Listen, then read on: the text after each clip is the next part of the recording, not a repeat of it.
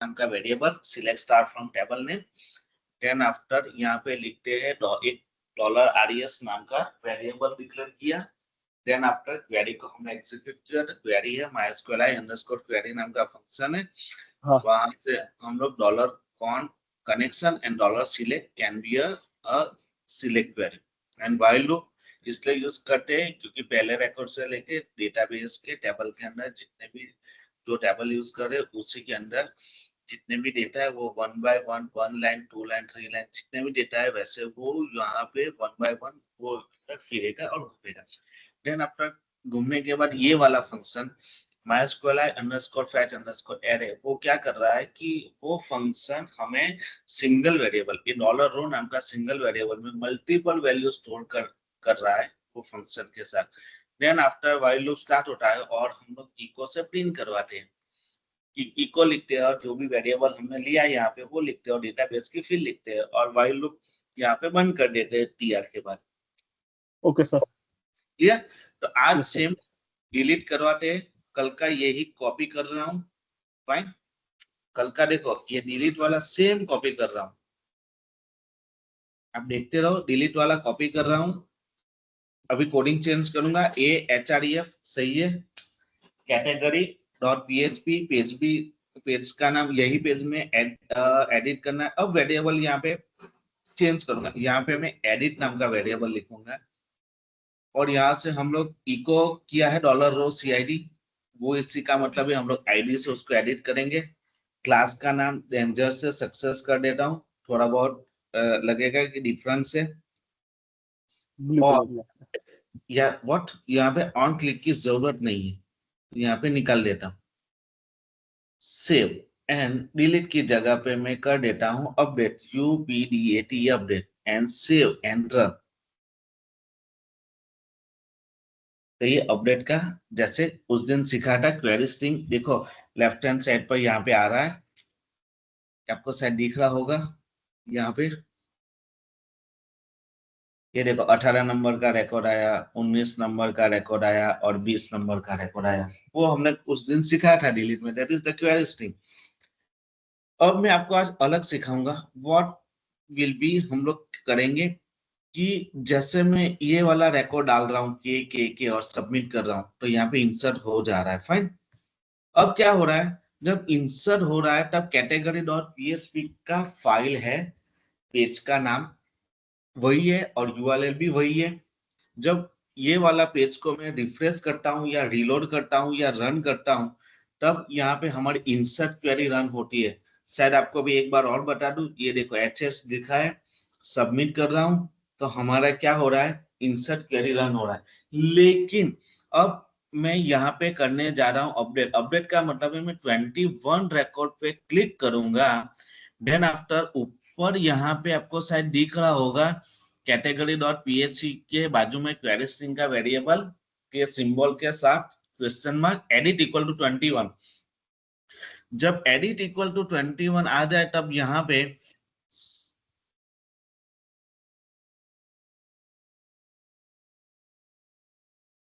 जब edit equal to 21 आ जाए तब यहाँ पे सबमिट की जगह पे कौन सा बटन आना चाहिए, अपडेट।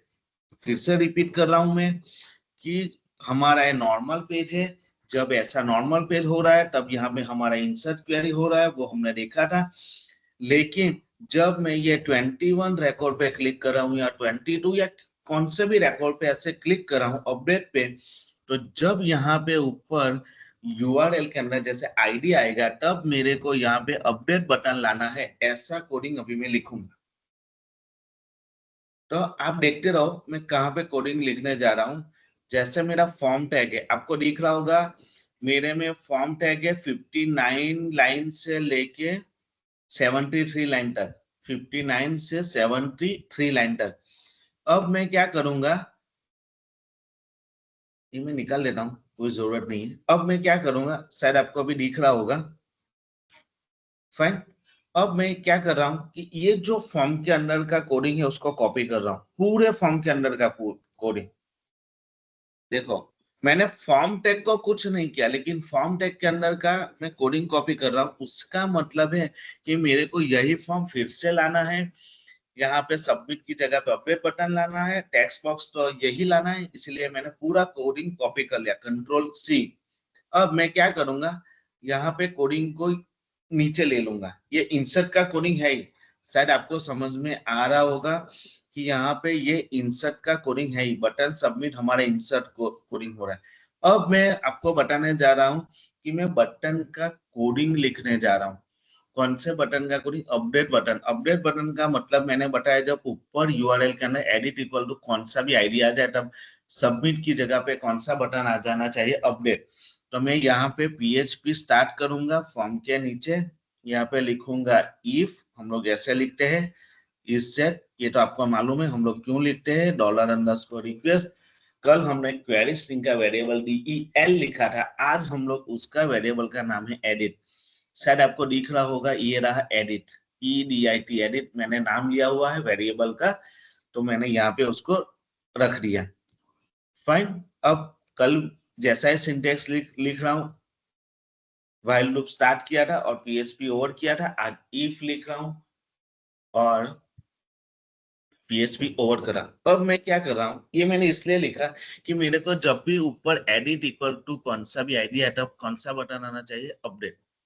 फाइन। तो जो कॉपी किया हुआ फॉर्म मैं यहाँ पे पेस्ट करूंगा, देखो ये नीचे एक है ही, आपको दिख रहा होगा, ये देखो ये ओरिजिनल है ही, मैंने उसको कॉपी करके ऊपर रखा हुआ है। अब मैं यहाँ पे अपडेट वाला चेंज करूंगा, देखो क्या चेंज करूंगा, सबमिट की जगह पे मैं लिखूंगा अपडेट, और ये प्राइमरी का बटन जो भी क्लास है उसको मैं चेंज कर देता हूँ, उसको वार्निंग दे रहा हूँ, मीन्स येलो कलर आ जाएगा।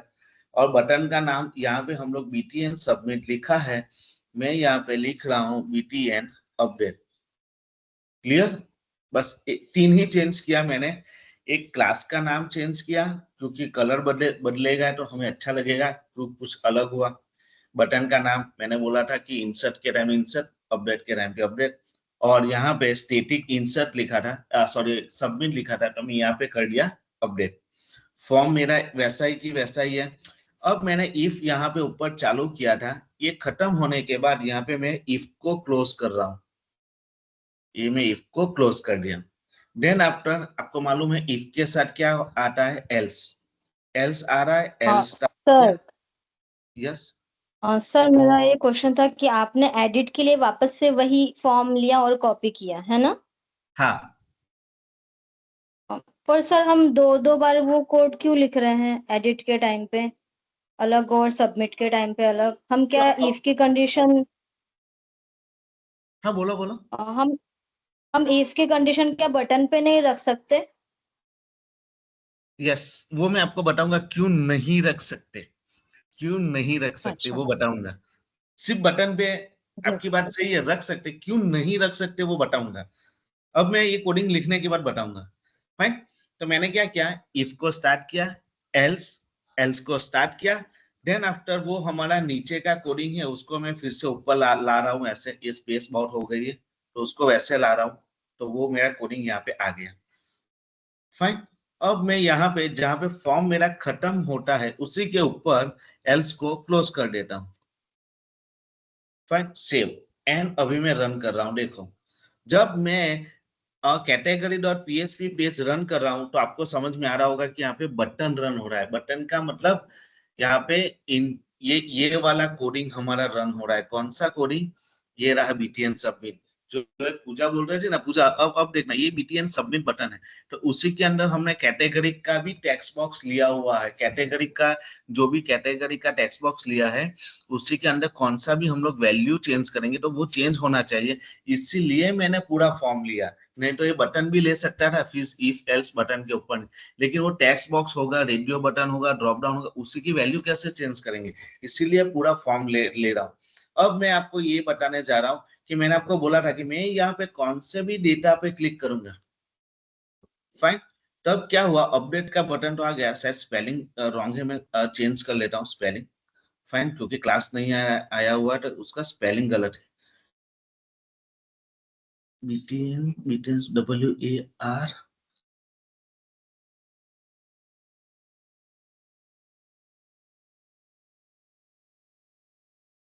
यस, ये देखो शायद आपको दिख रहा होगा, सिर्फ ऐसा नहीं कि सिर्फ बटन चेंज हुआ है, पूरा फॉर्म चेंज हुआ है। ये हमें सेम दिख रहा है, इसलिए आपको अभी समझ में नहीं आ रहा है कि बटन ही चेंज हुआ है या पूरा फॉर्म हुआ है। देखो मैं यहाँ पे जब आईडी निकाल देता हूँ, मैंने आईडी निकाल लिया तो इंसर्ट रन हुआ, कौन से भी बटन पे क्लिक कर रहा हूँ अपना अपडेट पे, देखो तो ये वाला कोडिंग इफ एल्स की मदद से मैंने लिखा। इफ एल्स का मतलब है, आपको यहाँ पे दिख रहा है, जब भी एडिट के अंदर वैल्यू आएगी, एडिट का मतलब है यहाँ पे नीचे मैंने क्वेरी स्ट्रिंग आपको लिया था, आपको शायद दिख रहा होगा कैटेगरी डॉट पीएचपी एडिट नाम का वेरिएबल, उसी में हमने आईडी पास किया था। तो उसी का मतलब ये है कि जब इफ रन होगा, मैंने बोला था इंसर्ट में भी कि हम लोग इफ ही लिखेंगे हर टाइम, क्योंकि इफ इंसर्ट लिखा हुआ है। एडिट का मतलब है यहाँ पे जब भी वैल्यू यूआरएल में मिलेगी तब फिर बटन आएगा, अदरवाइज नहीं आएगा। तो देखो वैल्यू मिला इफ में तो कौन सा बटन आया, अपडेट, और वैल्यू नहीं मिलती है तो एल्स में कौन सा बटन है हमारा, इंसर्ट का, वो आप देख सकते हो, ये रहा देखो सबमिट बटन हमारा इंसर्ट का। तो इसीलिए हम लोग ऐसा कोडिंग लिखते हैं। और ये कोडिंग मैंने क्यों लिखा ऐसा, क्योंकि अब मैं कौन अभी अभी अभी समझ, आपको कैसे मालूम हुआ कि कौन सा रिकॉर्ड है, चलो मालूम भी पड़ गया कि 20 नंबर का रिकॉर्ड है, पर 20 रिकॉर्ड के अंदर जींस लिखा हुआ है तो जींस ये टेक्स्ट बॉक्स में भी आना चाहिए। फाइन, जैसे मैं शूज पे क्लिक कर रहा हूँ 18 नंबर पे, तो 18 नंबर की वैल्यू यहाँ पे आनी चाहिए। अब मैं उसी के लिए कोडिंग लिखूंगा, इसी के लिए कोडिंग लिखा जाता है सिलेक्ट का। तो फाइन, मैं ऊपर सिलेक्ट का कोडिंग लिखता हूँ, सिलेक्ट क्वेरी जो हमने कल परसों पढ़ाई थी वही सेम लिखूंगा। इफ इज सेट, क्योंकि वैल्यू टेक्स्ट बॉक्स में कब आएगा, जब मैं क्लिक करूंगा कौन से बटन पे, अपडेट पे। तो इसीलिए अपडेट पे कब क्लिक कर पाऊंगा, जब यहाँ पे रन होगा हमारा कौन सा, एडिट, जो हमने अभी अभी जस्ट इफ में लिखा हुआ है उसी को अभी मैंने रन किया हुआ है। तो जब एडिट पे क्लिक करेंगे या वो एडिट नाम का वेरिएबल पे क्लिक करेंगे या एडिट नाम का बटन पे क्लिक करेंगे या एडिट नाम का क्वेरी स्ट्रिंग, कुछ भी बोल सकते हो, वहीं पे क्लिक करने के बाद ये वाला कोडिंग रन होता है। सिलेक्ट क्वेरी हमने कल लिखी थी, सेम ही सिलेक्ट लिख रहा हूं, देखो सिलेक्ट नाम का वेरिएबल यहाँ पे लिखूंगा, select star from category. Select query तो उस दिन लिखा था वैसा ही लिख रहा हूं मैं, कुछ अलग नहीं लिख रहा हूँ। $res equal to my square I underscore query से हम लोग एग्जीक्यूट करते हैं।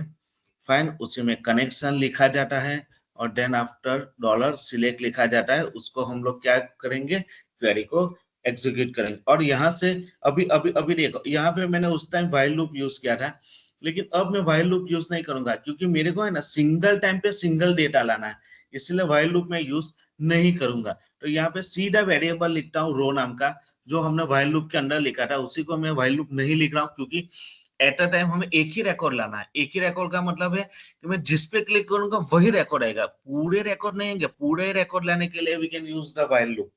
फाइन, देन आफ्टर यहाँ पे हम लोग वही क्वेरी फंक्शन लिखेंगे, mysqls underscore fetch fetch underscore array. Fine, यहाँ पे हम लोग क्या लिखेंगे, $res, वो तो मैं कल का ही लिखा हुआ है, कुछ अलग नहीं लिखा हुआ है, सेव। और अभी मैं जब डॉलर रो में हमारी वैल्यू आ गई तो उसको मैं इको करवा देता हूँ टेक्स्ट बॉक्स के अंदर। तो मैं कौन से टेक्स्ट बॉक्स में इको करूंगा, वो एडिट वाला, ये एडिट वाला, और ये रहा मेरा टेक्स्ट बॉक्स।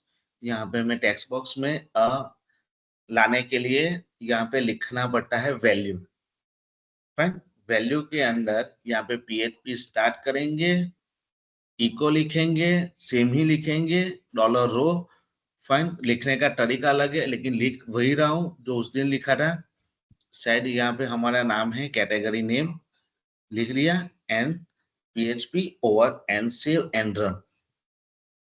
18 नंबर में, ओ सॉरी, व्हाइल लूप बंद करना भूल गया हूँ, और सॉरी इफ बंद करना भूल गया हूँ।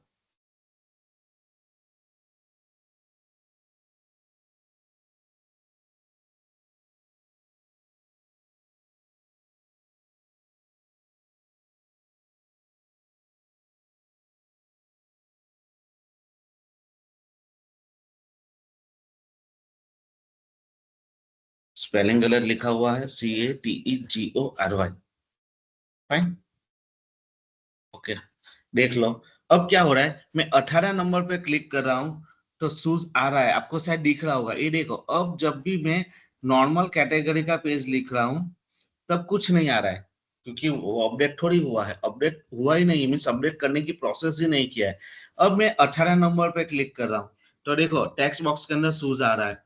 मैं 19 नंबर पे क्लिक कर रहा हूँ तब भी शूज आ रहा है, लेकिन यहाँ पे क्लोथ है। यहाँ पे 20 नंबर पे क्लिक कर रहा हूँ, यहाँ पे जीन्स है, टेक्स्ट बॉक्स में आ रहा है शूज। उसी का मतलब कुछ कोडिंग अभी बाकी है। तो उस दिन हमने क्या लिखा था वैसा ही कोडिंग लिखूंगा। देखो उस दिन कैसा कोडिंग लिखा था कि हमने जैसे डिलीट के अंदर वेरिएबल में वैल्यू को असाइन किया था, वैसे यहाँ पे भी सेम करेंगे। $e इक्वल टू $_रिक्वेस्ट, कौन से वेरिएबल में वैल्यू आती है, एडिट नाम के वेरिएबल में वैल्यू आती है। फाइन, उसी के अंदर ये वाली वेयर कंडीशन हम लोग ने उस दिन लिखा था, वो वेयर कंडीशन में यहाँ पे लिख देता हूँ। WHERE where CID equal to $e, save and run. अभी आपको शायद दिखेगा कि जो रिकॉर्ड पे क्लिक कर रहा हूँ वही आ रहा है। देखो 20 नंबर में वही आया जीन्स, 19 नंबर में आया क्लोथ, अब सही है। देखो 22 नंबर में पे क्लिक कर रहा हूँ तो HHH आया हुआ है, और यहाँ पे 21 नंबर में क्लिक कर रहा हूँ के लिया है। पूजा, अब तेरे को समझ में आएगा क्यों मैंने टेक्स्ट बॉक्स अलग से लिया। सेम टेक्स्ट बॉक्स लेता तो मैं वैल्यू कहाँ से लाता, नहीं तो क्या होगा, इंसर्ट टाइम पे भी वो वैल्यू आ जाएगी बाय डिफॉल्ट। जो पहली वैल्यू है ना वो बाय डिफॉल्ट आ जाएगी। इसीलिए मैंने ये वाले कोडिंग के अंदर, इफ के अंदर मैंने पूरा फॉर्म लिया हुआ है, और एल्स के अंदर भी पूरा फॉर्म लिया हुआ है, क्योंकि इंसर्ट का coding can be a different and update can be a different. Clear, इसलिए मैंने, क्योंकि वैल्यू में मेरे को लाना था, क्योंकि कौन से रिकॉर्ड को चेंज करना है वो तो हमें समझ में आए, इसीलिए हमने पूरे फॉर्म को अलग किया है। पूरे फॉर्म को इफ में रखा है, और वो इंसर्ट की क्वेरी के लिए हमने एल्स यूज किया है। इफ में हम लोग ने अपडेट लगा रखा है पूरे फॉर्म के अंदर। और याद रखना, कभी भी, अभी बता देता हूँ, शायद मैंने आगे बोला भी होगा, कि पूरे पेज में फॉर्म एक ही होना चाहिए, 2 बार फॉर्म होना ही नहीं चाहिए। ऐसा पीएचपी का एक रूल है। देखो मैं एक ही फॉर्म के अंदर वो भी जो भी हमारा टेक्स्ट बॉक्स है वो रखे हुए है, शायद आपको दिख रहा होगा। 66 नंबर पे फॉर्म मेरा चालू हो रहा है, एंड आई थिंक सो 103 पे मेरा क्लोज हो रहा है। तो ये है हमारा अपडेट का कोडिंग। अब मैं क्या करूंगा, ये वाली HHS मेरे को कुछ चेंज करना है, कि यहाँ पे कुछ और अलग लिखूंगा। अलग लिखने के बाद यहाँ पे मैं अपडेट का पे क्लिक करूंगा तो ये हो गया बटन, और ये हो गया टेक्स्ट बॉक्स। तो बटन के पे हम लोग को सबमिट करना है, इसलिए फिर से कोडिंग लिखना पड़ेगा इफ एल्स का, जो हमने इंसर्ट क्वेरी में लिखा था वैसा। ये रहा, देखो इफ इस सेट वाला, ये वाला कोडिंग फिर से लिखना पड़ेगा, क्योंकि हम लोग ने फॉर्म सेम लिया हुआ है, इसलिए मैं कोडिंग भी सेम यूज करूंगा यहाँ पे। लेकिन बटन का नाम सिर्फ चेंज करूंगा। हमने यहाँ पे लिया है सबमिट की जगह पे, शायद आपने याद होगा, मैंने अपडेट नाम लिया है बटन का, और वेरिएबल कौन सा भी यूज कर सकते हैं, टेक्स्ट बॉक्स, क्योंकि टेक्स्ट बॉक्स के अंदर जो भी चेंज करेंगे वो हमारा अपडेट होगा। अब मैं यहाँ पे लिखने जा रहा हूँ मेरी अपडेट की क्वेरी। फाइन, मैं यहाँ पे लिखने जा रहा हूँ अपडेट की क्वेरी, तो डॉलर यहाँ पे लिखता हूँ अपडेट। फाइन, और अपडेट ऐसे लिखा जाता है, यहाँ पे स्टार और फ्रॉम ऐसा कुछ लिखा नहीं जाता है, सीधा टेबल का नाम लिखते हैं। टेबल का नाम है कैटेगरी, देन आफ्टर उसके सिंटेक्स है सेट। अब जो भी फील्ड को अपडेट करना है वो हमें यहाँ पे लिखना है, डेटाबेस की फील्ड का नाम। तो डेटाबेस की फील्ड का नाम है कैटेगरी, उसी को हमने स्टोर किया है $n नाम के वेरिएबल में। तो यहाँ पे मैं लिखूंगा $n नाम का variable, then after double inverted comma and over, then after हमारी कॉमन क्वेरी एग्जीक्यूट मी MySQL अंडरस्कोर क्वेरी, ये तो हम लोग कॉमन लिखते हैं, उसमें हम लोग हर बार connection update. Clear, save and run. मैं अभी सेव कर रहा हूँ और रन कर रहा हूँ, देखते हैं क्या हो रहा है। 21 का रिकॉर्ड है, शायद आपको देख रहा होगा। मैं यहाँ से ऊपर से URL से निकल देता हूँ, मैं सिर्फ कैटेगरी.php आया, तो यहाँ पे कहने का मतलब इंसर्ट क्वेरी रन हो रही है।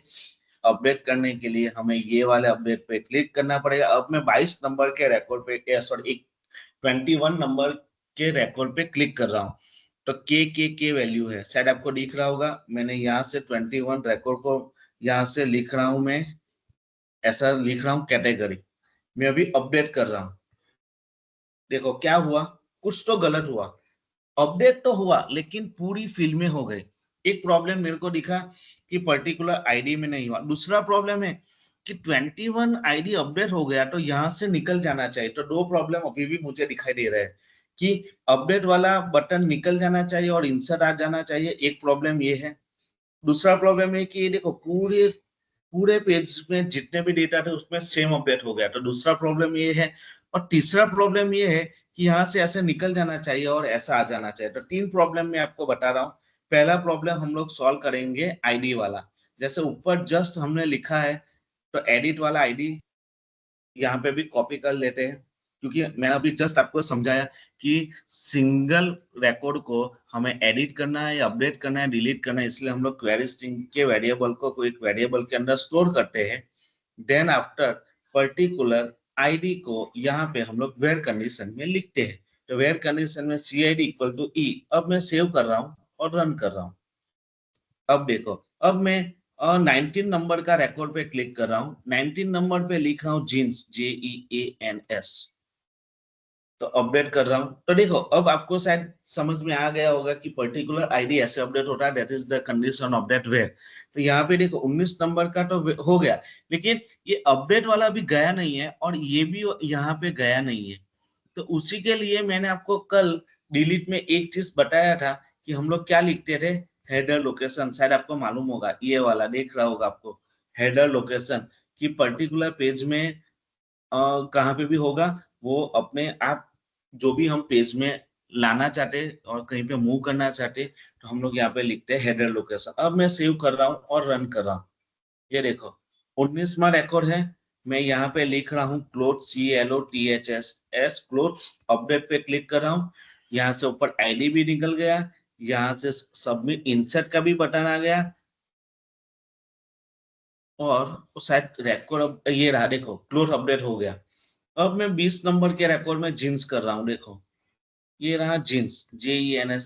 20 में जींस कर रहा हूँ, अपडेट 20 रिकॉर्ड भी निकल गया और 20 में जींस हो गया। तो ऐसे हम लोग अपडेट क्वेरी को यूज करते हैं। बस सिंपल 4 स्टेप है, इतने भी ज्यादा स्टेप नहीं है।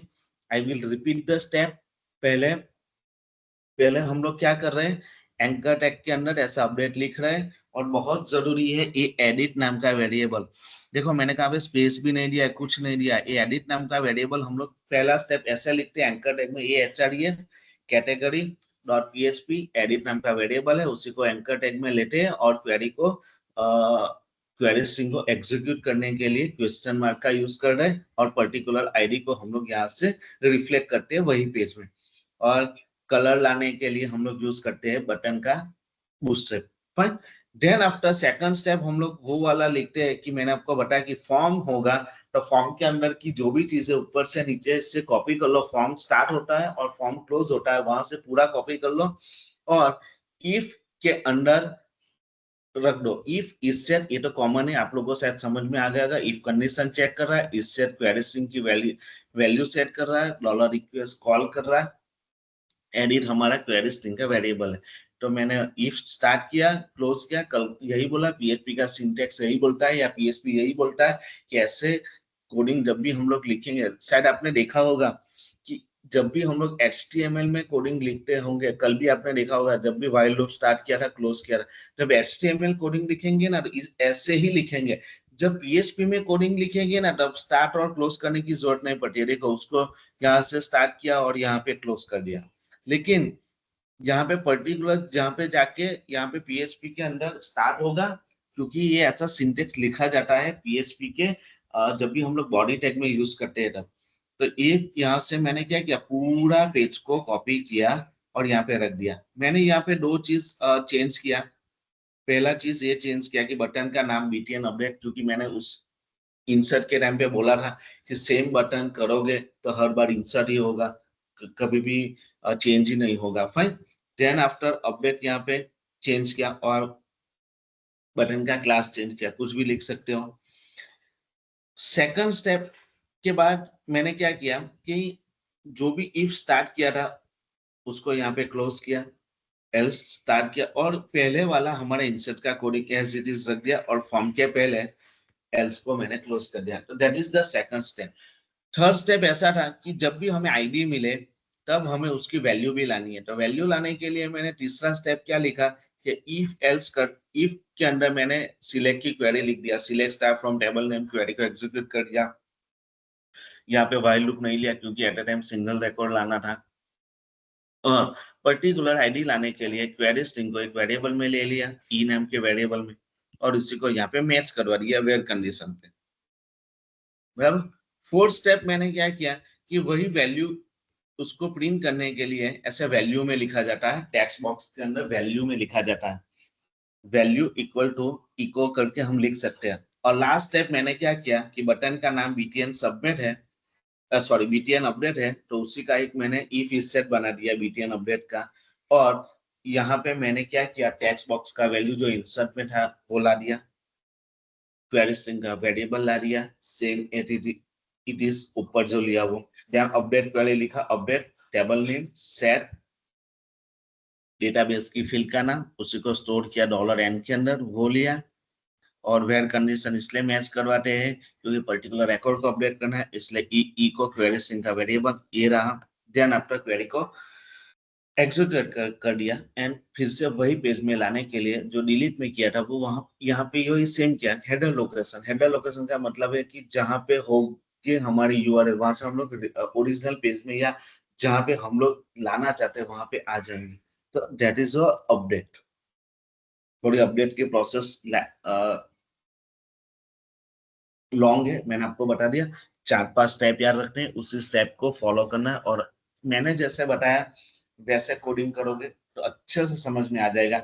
नहीं तो आप पहले ऊपर कोडिंग लिख लो बाद में इफ एल्स लिखो तो समझ में नहीं आएगा। पहले टेबल में जाके अपडेट का बटन बनाना है, देन आफ्टर चेक करना है क्वेरी स्ट्रिंग आ रहा है, देन आफ्टर अपडेट बटन लाना है, देन आफ्टर आपको इस टेक्स्ट बॉक्स में वैल्यू लाना है, और देन आफ्टर अपडेट लिखना है। तो आपको शायद समझ में आ गया होगा। यस और नो?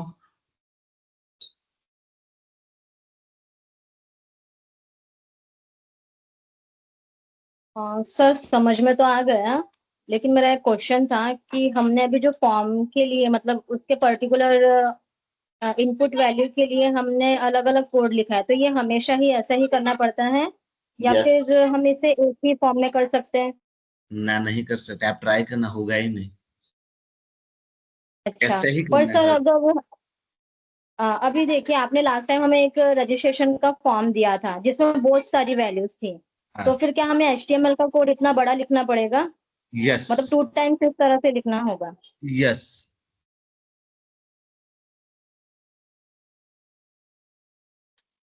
यही स्टैंडर्ड कंपनी में यूज कर रहे हैं, वो स्टैंडर्ड मैंने आपको बताया जो हम लोग यूज कर रहे हैं, या किसी और कंपनी में होगा। अब अपडेट का कोड कैसा है कि दूसरे पेज में भी लिख सकते हैं। अब समझ लो आपको 10 पेज दिए हुए हैं, बोला कि अपडेट करना है, तो 10 पेज में जाके आप दूसरे पेज में भी करोगे तो 10 का 20 पेज हो जाएगा, 20 डबल हो जाएगा, डबल पेज हो जाएगा, तो आपका कोडिंग बढ़ेगा, साइज बढ़ेगी फाइल की, वो भी ध्यान रखना है। इसलिए हम लोग एक ही पेज में 2 बार कोडिंग करते हैं, और ऐसे करने से आपका एक स्टैंडर्ड फॉलो होता है। आपको शायद समझ में आ गया होगा मैंने एक ही पेज में पेज पेज की, ये तो पीएचपी है, शायद हमें समझ में नहीं आ रहा होगा कि ये इतना जल्दी काम कर रहा है। ये माइनर सेकंड में रिफ्लेक्ट करता है। एक ही पेज में कोडिंग होगा ना, पीएचपी ऐसा बोल रहा है कि एक ही पेज में जब भी कोडिंग होना ना तो लोड टाइम बहुत कम लेता है। इसलिए अभी पेज दूसरा होगा तो कॉल करेगा, वो यूआरएल में जाके htdocs में ढूंढने जाएगा पेज को, यहाँ से MySQL में जाएगा, फिर से अब दूसरे पेज में जाएगा। तो ऐसे उसकी प्रोसेस थोड़ी लॉन्ग हो जाती है। हमें लगता है कि बहुत जल्दी हो रहा है, लेकिन ऐसे देखने में जाए तो बहुत ऐसे जो माइनर 0.01 सेकंड का भी फर्क है। लेकिन एक ही पेज में करोगे ना, कंट्रोलर भी वहां है, हमारा बटन भी वहां है, डेटाबेस एक बार लोड हो चुका है, कनेक्शन भी वहां पे, तो इतना हमारा पेजेस फास्ट जाता है। इसलिए मैं इस वाला कोडिंग करवा रहा हूँ एक ही पेज में। आपने देखा होगा हमने शायद पहले दिन से हमने कितनी क्वेरी लिखी है, जो पहले तो इंसर्ट डिलीट, ये 3 क्वेरी तो मैंने ऊपर ही लिख दिया है, 3 और 4, 4 क्वेरी ऊपर लिख दिया है, 5वां क्वेरी यहाँ पे लिखा हुआ है। देखो तब भी मेरा पेज लोड नहीं कर रहा है, 5 क्वेरी में इन्हें एक ही पेज में लिखा है, तब भी लोड नहीं हो रहा है। शायद आपको दिख रहा होगा तुरंत रन हो रहा है। तो ऐसे कोडिंग का एक स्टैंडर्ड है, वो मैंने करवाया है। हाँ, आप लोग अलग पेज में भी अपडेट करवा सकते हो, लेकिन उससे पेज बढ़ेगा, साइज बढ़ेगी, कोई फर्क, कोई फायदा नहीं है। उसको लॉन्ग कोडिंग बोलते हैं, मैं शॉर्ट कोडिंग करवाता हूँ। अगर सर हमारी इनपुट फील्ड्स बहुत सारी रही, मतलब कभी कभी बहुत बड़ा फॉर्म रहता है, तब फिर हाँ, ये लोड लेने के लिए टाइम लेगा? नहीं, ये वाला कोडिंग कभी नहीं लेगा। दूसरे पेज में जाओगे तो क्या क्या होगा अभी समझ लो। दूसरे पेज में होगा तो जो भी हमारा कंट्रोलर होगा, कंट्रोलर आप सब समझते होंगे कि बटन बटन को कंट्रोलर बोलते हैं। तो वो क्या करेगा, एचटीडॉक्स के जाएगा, फिर से माई एसक्यूएल में डेटाबेस में चेक करेगा, वो फिर से आएगा एचटीडॉक्स में उसकी फाइल ढूंढेगा वहां पे। ऐसे होगा। लेकिन अब एक ही पेज में होगा तो वो जाएगा नहीं वहां पे, उसको तुरंत मिल जाएगा लाइन। समझ में आ रहा है मैं क्या बोल रहा हूँ? हाँ जी सर, समझे। जी हाँ।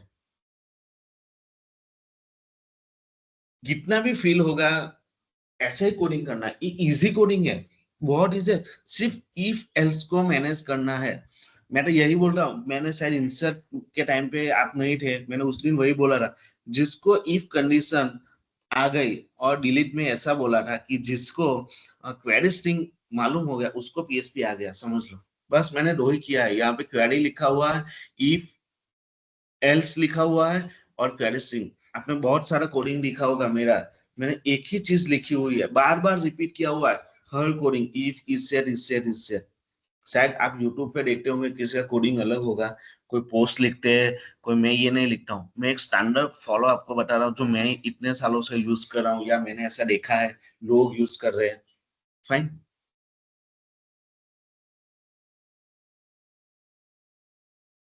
है। किसको और भी कोई क्वेश्चन बोल सकते हैं, बता सकते हैं?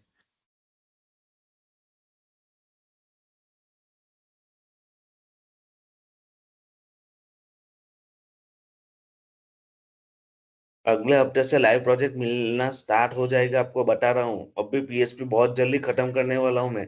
अब एक दो कंसेप्ट बाकी हुए हैं, वो अभी इस हफ्ते में खत्म हो जाएंगे। कल इमेज का कोडिंग होगा, इमेज बताऊंगा।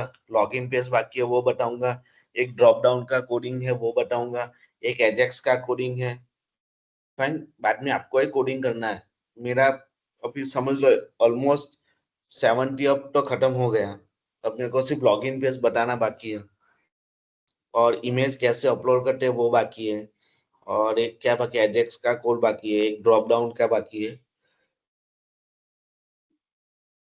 अपने आर्बर्स वाले को बोलने वाला हूँ कि इन इन लोगों को लाइव प्रोजेक्ट देना है, इसलिए बोल रहा हूँ प्रैक्टिस स्टार्ट करो।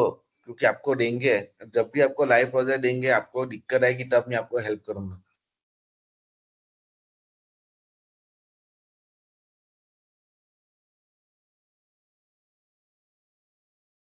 या किसी को कुछ पूछना है तो पूछ सकते हो।